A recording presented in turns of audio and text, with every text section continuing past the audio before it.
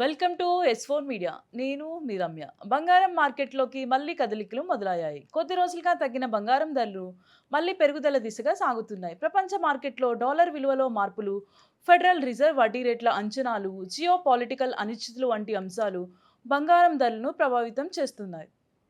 గత వారం వరకు తులం బంగారం ధర 1,20,000 దిగువకు చేరుకున్నప్పటికీ మళ్ళీ పెరుగుదల కనిపిస్తోంది. కేవలం 3 రోజుల్లోనే తులానికి 2,000 వరకు పెరిగింది. నవంబర్ 12 నాటికి దేశవ్యాప్తంగా 24 క్యారెట్ల 10 గ్రాముల బంగారం ధర 1,25,800 వద్ద కొనసాగుతుంది.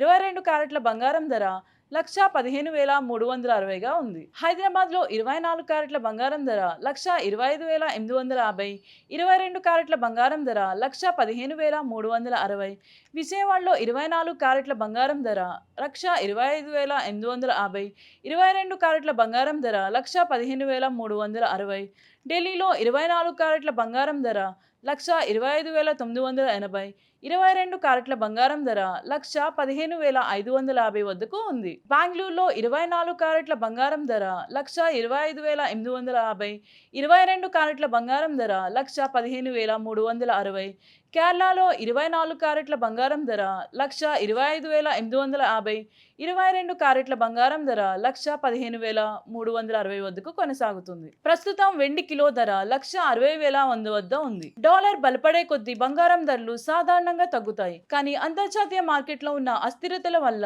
పెట్టుబడిదారులు తిరిగి బంగారంలోకే వెళ్తున్నారు.